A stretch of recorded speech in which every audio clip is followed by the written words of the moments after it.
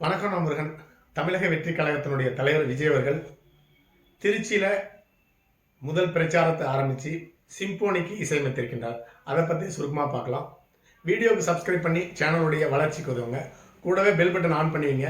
அப்போ தான் சேனலில் போகிற வீடியோ உங்களுக்கு நோட்டிஃபிகேஷன் கிடைக்கும். சரி, வீடியோக்குள்ளார போகலாம். சிம்போனி இசை என்றால் என்ன? இங்கிலாந்து அரசு குடும்பத்திற்கு இசை வல்லுநர்களால் அமைக்கப்படுகிற இசை தான் சிம்போனி இசை. அதாவது அரச குடும்பத்திற்கு, பணக்காரர்களுக்கு, வசதி படைந்தவர்களுக்கு அவங்களுக்கு புரியும்படியான அவர்களுடைய என்டர்டைன்மெண்ட்காக அமைக்கப்படுகிற இசை தான் சிம்போனி இசை. அந்த இசையை சாதாரண மக்கள் கேட்டு ரசிக்க முடியாது. அந்த அளவுக்கு ஒரு சிக்கலான இசையாக இருக்கும். அப்படிதான் இப்போ சிம்போனிக்கு இசையமைத்த இளையராஜா அவர்களுக்கு முதலமைச்சர் மு.க. ஸ்டாலின் அவர்கள் பாராட்டு விழா நடத்தியிருக்கின்றார். ஆனால் சிம்போனிக்கு இசையமைத்து பல மாதங்கள் ஆகிறது. இப்போ இந்த மாநாட்டம் ஏன் நடத்துகிறாங்கன்னு கேட்டிங்கன்னா, திருச்சியில் தன்னுடைய முதல் தேர்தல் பிரச்சாரத்தை தமிழக வெற்றி கழகத்தினுடைய தலைவர் விஜய் அவர்கள் நடத்தியிருக்கின்றார்.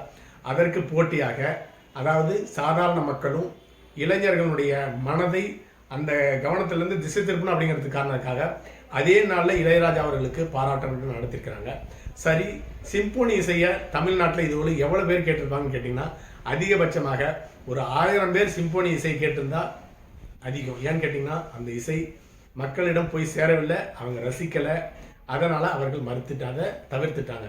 ஆனால் இளையராஜா இசையமைத்த பாடறியேன் படிப்பறியேன் அப்படிங்கிற பாட்டை குறைந்தபட்சம் தமிழ்நாட்டில் மட்டுமல்ல, இந்தியா மட்டுமல்ல, உலகம் முழுக்க ஒரு 10 கோடி தடவை திரும்ப திரும்ப கேட்டிருப்பார்கள். அந்த அளவுக்கு ஏழைகளையும் சாதாரண மக்களையும் தொட்ட பாடல் தான் பாடறியேன் படிப்பறியேன் அப்படிங்கிற பாட்டு. அதே போல தமிழக வெற்றி கழகத்தினுடைய தலைவர் விஜய் அவர்கள் திருச்சியில் தன்னுடைய முதல் பிரச்சாரத்தை தொடங்கி வைத்து இந்த பாடறியேன் படிப்பறியேன் பாடம் எந்த அளவுக்கு சாதாரண மக்களை தொட்டதோ போய் சேர்ந்ததோ அந்த அளவுக்கு விஜய் தன்னுடைய முதல் பிரச்சாரத்தை மக்களிடம் கொண்டு போய் சேர்த்திருக்கின்றார். அதே நேரத்தில் தமிழக முதலமைச்சர் மு.க. ஸ்டாலின் அவர்கள் அதற்கு போட்டியாக விஜயனுடைய முதல் தேர்தல் பிரச்சாரத்திற்கு போட்டியாக இளையராஜா அவர்களுக்கு நடத்தப்பட்ட பாராட்டு விழா சிம்போனி இசை தமிழக மக்களையும் சாதாரண மக்களையும் எப்படி போய் சேரவில்லையோ அதை போலவே தோல்வி முடிந்திருக்கிறது. அடுத்ததாக இந்த சிம்போனி இசை பாராட்டு விழாவுக்கு லைவ் நடத்தியிருக்கிறாங்க முதலமைச்சர் மு.க. ஸ்டாலின் அவர்களுடைய ஏற்பாட்டில் இளையராஜா அவர்களுக்கு லைவ் ஷோ நடத்தியிருக்கிறாங்க. அந்த லைவ் ஷோவில் சூப்பர் ஸ்டார் ரஜினிகாந்த் அவர்கள், அடுத்ததாக கமலஹாசன், முதலமைச்சர் மு.க. ஸ்டாலின் அவர்கள், துணை முதலமைச்சர் உதயநிதி ஸ்டாலின் அவர்கள், இன்னும் ஏராளமான பிரபலங்கள் எல்லாமே அந்த விழாவுக்கு வந்திருக்கிறாங்க. ஆனால் அப்படி இருந்தும் லைவ் ஷோவை பார்க்க சாதாரண மக்களும் இளைஞர்களும் தயாராக இல்லை. அவர்களுடைய கவனம் எல்லாமே திருச்சியில் விஜய் நடத்திய பிரச்சாரத்தில் தான் அவர்களுடைய கவனம் இருந்திருக்கிறது.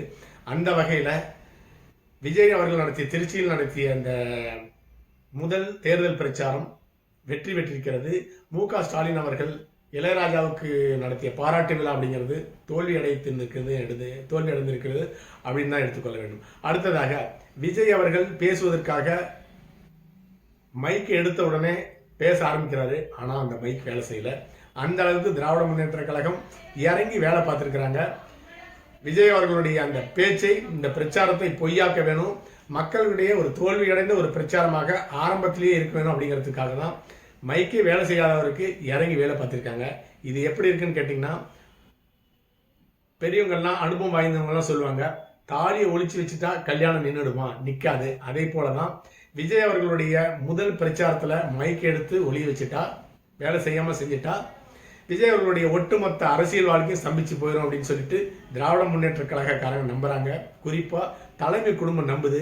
அதனால தான் விஜய் அவர்களுடைய மைக் வேலை செய்யாதவர்களுக்கு இறங்கி வேலை பார்த்துருக்காங்க. இதிலிருந்து அரசியலுக்கு வந்திருக்கின்ற விஜய் அவர்கள் ஒன்றை நன்றாக தெரிந்து கொள்ள வேண்டும். அரசியல் அப்படிங்கிறது மிகப்பெரிய ஒரு எதிர்ப்பாக தான் இருக்கும். சாதாரணமாக அதை சமாளித்து விட முடியாது. அந்த எதிர்ப்பில் நீந்தி தான் கரை செய்ய வேண்டும். இந்த மைக்கிலே இவங்க இந்த அளவுக்கு வேலை பண்ணியிருக்காங்கன்னா எதிர்காலத்தில் என்னென்ன பண்ண போகிறாங்க, என்ன பண்ணுவாங்க அப்படிங்கிறத நன்றாக நீங்கள் தெரிந்து கொண்டு அரசியல் பக்குவம் உள்ளவங்களை நீங்கள் பக்கத்தில் வச்சுக்கணும். அடுத்ததாக விஜய் அவர்கள் திருச்சிக்கு நாளே வந்து ஹோட்டல் தங்கியிருந்து இந்த முதல் பிரச்சாரத்தை தொடங்கணும் அப்படிங்கிறது தான் அவருடைய திட்டமாக இருந்தது. ஆனால் திராவிட முன்னேற்ற கழகத்தை சேர்ந்த அந்த மாவட்ட தலைவர்களும் தலைமை குடும்பமும் விஜய் தங்குவதற்கு ஹோட்டலில் இடமே கொடுக்கக்கூடாதுன்னு சொல்லிட்டு மறைமுக உத்தரவின் காரணமாக விஜய் அவர்களுக்கு எந்த ஹோட்டல்லையும் ரூம் கொடுக்கல. அதனால தான் தனி விமானம் பிடிச்சி அன்னைக்கு காலையில் ஃப்ளைட் ஏறி திருச்சி வந்து சேர்ந்திருக்கிறார். அப்படி வந்த விஜய் அவர்கள் மக்கள் கூட்டத்தில், மக்களுடைய இளைஞர்கள் கூட்டத்தில் நீந்தி தான் போய் சேர்ந்திருக்கிறாரு. ஏர்போர்ட்ல இருந்து அவர் பேசுகிற எடுக்கிற இடத்துக்கு 25 நிமிஷத்தில் சாதாரணமாக போய் சேர்ந்துடலாம். ஆனால் 5 மணி நேரமாக மொல்ல நகர்ந்து சென்று அந்த மாநாட்டை அடைந்திருக்கின்றார். அடுத்ததாக அடுத்த கூட்டத்துக்கு போகிறதுக்கே மிட் நைட் அடித்து அதற்கு அடுத்த கூட்டத்தை, 3வது கூட்டத்தை தவிர்த்தே விட்டார். அந்த அளவுக்கு மக்கள் கூட்டம், எதிர்பாராத மக்கள் வெள்ளத்தில் அவரை சூழ்ந்து கொண்டார்கள். அடுத்ததாக இந்த கூட்டத்தை 2வது நடந்த பேச்சு நடந்த இடத்துல கரண்டே கட் பண்ணிட்டாங்க. அப்போ நீங்கள் நன்றாக தெரிந்து கொள்ளலாம், அமித்ஷா அவர்கள் டெல்லியிலேருந்து தமிழ்நாட்டுக்கு வந்த பொழுது அவர் ஏர்போர்ட்லேருந்து இறங்கி வரப்பயே கரண்ட்டை கட் பண்ணவங்க தான் திராவிட முன்னேற்ற கழகம். ஒரு நாட்டினுடைய உள்துறை அமைச்சருக்கே இப்படி இறங்கி வேலை செஞ்சவங்க இன்னும் அரசியல் எந்த விதமான பெரிய இடத்தையும் அடையல. ஒரு தேர்தலையும் சந்திக்காத விஜய்க்கு இன்னும் எப்படிப்பட்ட எதிர்ப்புகள்லாம் திராவிட முன்னேற்ற கழகத்திலிருந்து வரும் அப்படிங்கிறத நீங்கள் நன்றாக யோசனை செய்து செயல்பட வேண்டும். அடுத்ததாக சூப்பர் ஸ்டார் ரஜினிகாந்த் அவர்கள் திருச்சிக்கு விஜய்க்கு கூடிய ரசிகர்கள் கூட்டத்தை பார்த்து மிகப்பெரிய பொறாமையில தர்ம சங்கடமான நிலையில் இருக்கிறாரு சூப்பர் ஸ்டார் ரஜினிகாந்த் அவர்கள். அவருடைய பேச்சிலிருந்து, அந்த மேடையில் அவர் பேசிய பேச்சிலிருந்து நன்றாக வெளிவிடுகிறது. என்ன பேசினான்னு கேட்டீங்கன்னா, பழைய எதிரிகளையும் புதியதாக வந்திருக்கின்ற எதிரிகளையும் சமாளிக்கக்கூடிய மிகப்பெரிய அரசியல்வாதி, தேசிய தலைவராக வளர்ந்து கொண்டிருக்கிறார் அப்படின்னு சொல்லிட்டு மு.க. ஸ்டாலின் அவர்களை வானளவுக்கு உயர்ந்து பேசியிருந்தார். காரணம் என்னன்னு கேட்டிங்கன்னா, ரஜினிகாந்த் அவர்களுக்கு எவ்வளவு செல்வாக்கு இருக்கிறதோ அதை விட பல மடங்கு செல்வாக்கு இப்போ விஜய்க்கு இருப்பதை போல ஒரு மக்கள் கூட்டம் கூடியிருக்கிறது. ஒருவேளை ரஜினி அவர்கள் அரசியலுக்கு வந்திருந்தால் இதைவிட மிகப்பெரிய கூட்டம் கூடியிருக்கும். அதை அவர் கைகழுவி விட்டார், அந்த அதிர்ஷ்டத்திலிருந்து கைகழுவி விட்டார் அப்படின்னு தான் எடுத்துக்கொள்ள வேண்டும். அடுத்ததாக மார்க்கெட்டை இழந்த ரஜினி, ஓடாத படங்களை எடுத்துட்டு இருக்க சன் பிக்சர், இவங்க 2 பேரும் சேர்ந்து ரஜினிக்கு 200 கோடி ரூபாய் சம்பளம் கொடுத்து படம் எடுத்துட்டு இருக்காங்க. ஆனால் அந்த படம் 200 கோடி ரூபாய் கூட வசூல் பண்ணதில்லை. ஏன் படம் எடுக்கிறாங்கன்னு கேட்டிங்கன்னா, ரஜினி அவர்கள் அரசியலுக்கு வரன்னு சொல்லியிருந்தாரு. அரசியலுக்கு வந்திருந்தா இப்போ விஜய்க்கு இருக்கிற கூட்டத்தை விட பல மடங்கு கூட்டம் ரஜினிக்கு இருந்திருக்கும். அதன் மூலமாக திராவிட முன்னேற்ற கழகம் ரஜினியை எதிர்கொள்ள முடியாத மிகப்பெரிய சிக்கல் இருந்திருக்கும். அதை ரஜினி அவர்கள் தவிர்த்ததனால் இப்போ மார்க்கெட் போயிருந்தாலும் ரஜினியை வச்சு 200 கோடி ரூபாய் சம்பளம் கொடுத்து படம் எடுத்துட்டு இருக்காங்க. ஓடவில்லை என்றாலும் படத்தை எடுத்துகிட்டே இருக்காங்க. அதற்கு காரணம் ஒரு மிகப்பெரிய அரசியல் எதிரியை அந்த அரசியலிருந்து விலகி வந்ததுனால அவரை வச்சு படம் எடுத்துட்டு இருக்காங்க. அப்படிதான் எடுத்துக்கொள்ள வேண்டும். அடுத்ததாக போக்குவரத்து பாதிப்பு. ஒரு மிகப்பெரிய அளவில் 6 மணி நேரம் 8 மணி நேரத்துக்கு மேலே இந்த சாதாரண மக்கள் எல்லாமே ஒரு இடத்திலிருந்து இன்னொரு இடத்துக்கு போக முடியல, ஸ்கூலுக்கு போக முடியல, தங்களுடைய அன்றாட பணிகளை கவனிக்க முடியவில்லை அப்படிங்கிறது திருச்சி மக்களுடைய ஒரு குற்றச்சாட்டாக இருக்கிறது. அது உண்மை. அது எந்த விதமான தவறும் கிடையாது. ஆனால் திராவிட முன்னேற்ற கழகம் என்ற மக்கள் விரோத சக்தி 5 வருஷமா ஆட்சி செய்ய போறாங்க. 4 வருஷத்தை கடந்துட்டாங்க.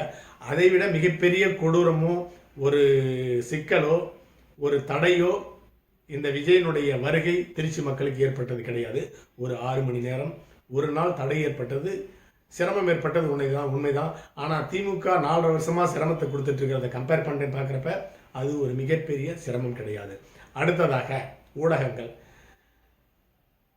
தமிழ்நாட்டில் உள்ள சேட்டலைட் ஊடகங்கள் பணத்தை வாங்கிட்டு திராவிட முன்னேற்ற கழகத்துக்கு தான் வேலை செஞ்சுட்டு இருக்காங்க. இருந்தாலும் விஜய்க்கு கூடிய இவ்வளவு பெரிய கூட்டத்தை தவிர்க்க முடியாத ஒரு நிகழ்ச்சியாக அவர்கள் பார்க்கிறார்கள். ஏன்னா கையை நீட்டி பணம் வாங்கிட்டோம், இருந்தாலும் விஜயனுடைய இந்த ஊர்வலத்தை, பிரச்சாரத்தை நடத்தி பிரம்மாண்டமான கூட்டத்தை காட்டலனா மக்கள் அந்த டிவியை பார்க்க மாட்டாங்க அப்படிங்கிற ஒரு நிலைமைக்கு வந்ததுனால தான் தவிர்க்க முடியாத நிலையிலும் தர்ம சங்கடமான நிலையிலும் விஜயனுடைய அந்த பிரச்சாரத்தை லைவ்ல சற்று ஏறக்குறைய 10 மணி நேரத்துக்கு மேலே காட்டியிருக்காங்க. அடுத்ததாக விஜயனுடைய இந்த திருச்சி பிரச்சாரம் வெற்றி பெற்றதா தோல்வி அடையதான்னு கேட்டிங்கன்னா, விஜய் அவர்களுடைய பேச்சை கேட்க முடியல. ஏன்னு கேட்டிங்கன்னா, மைக் வேலை செய்யல. 2வது நடந்த கூட்டத்தில் கரண்ட் இல்லை. அப்படி இருந்தும் விஜயனுடைய பேச்சை கேட்க மக்கள் ஆவலாக இருந்தார்கள். பக்கத்தில் இருக்கவங்க மட்டும்தான் அவருடைய பேச்சு கேட்டிருக்குது, தூரமாக இருக்கவங்களுக்கு கேட்கல. இருந்தாலும் விஜயை பார்த்த திருப்தியில் மக்கள், அங்கே இருக்க இளைஞர்கள் எல்லாமே சந்தோஷமாக அந்த இடத்தை விட்டு கொஞ்சம் கொஞ்சமாக கரைய ஆரம்பித்திருக்கிறார்கள். இதன் மூலமாக ஒன்று நன்றாக தெரிகிறது, மக்களுடைய சாதாரண பாமரனுடைய மனதில் படிந்த பாடறியேன் படிப்பறியேன் பாடலைப் போலவே விஜயவர்களுடைய மாநாடு இந்த பிரச்சாரம் வெற்றி பெற்றிருக்கிறது. அதே போலவே இளையராஜா இசையமைத்த சிம்போனி எப்படி சாதாரண மக்களுடைய மனதை சென்றடையவில்லையோ அதே போல மு.க. ஸ்டாலின் அவர்கள் நடத்திய அந்த இளையராஜாவுக்கு சிம்போனி இசை பாராட்டு விழா லைவ் ஷோ தோல்வியடைந்திருக்கிறது என்பதுதான் உண்மை. அடுத்த பதிவில் சந்திக்கலாம். நன்றி.